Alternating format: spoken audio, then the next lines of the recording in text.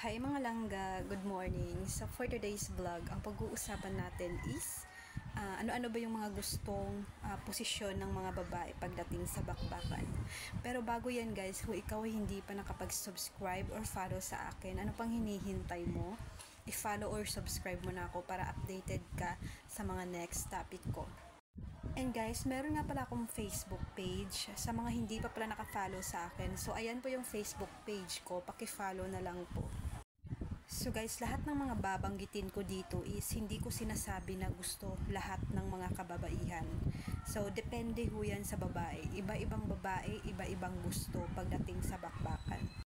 So yung unang yung unang style na gustong-gusto ng mga babae pagdating sa mga ganyang bagay is yung nakatayo sila parehas ng Diyosawa niya.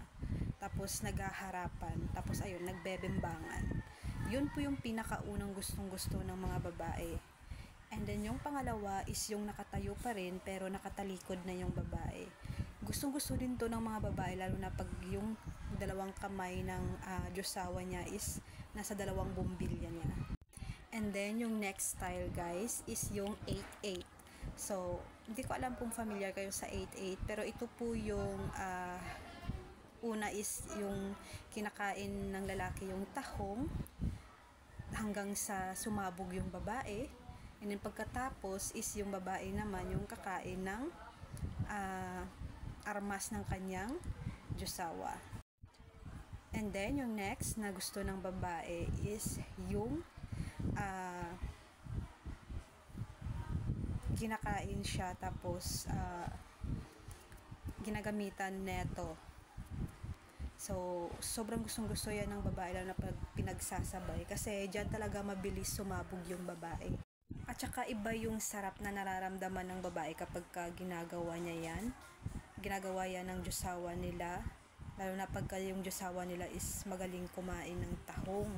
So, dyan talaga guys, sobrang gustong-gusto talaga ng mga kababaihan yan. Kasi yun na nga sabi ko, mabilis sumabog yung babae dyan. So, alam naman natin na pagdating sa bakbakan, importante talaga na dapat nauuna yung babaeng sumabog. Kasi kapag kayong lalaki yung nauna, may mga lalaki kasi na parang walang pakialam na once na nasabog na siya, yung partner niya parang hinahayaan na lang, okay na sa kanya. So, gusto kong malaman ninyo mga boys na importante na dapat paunahin nyo yung babaeng sumabog bago kayo. Kasi gaya nyo, nabibitin din kami mga babae kapag sarili nyo lang yung inuuna nyo.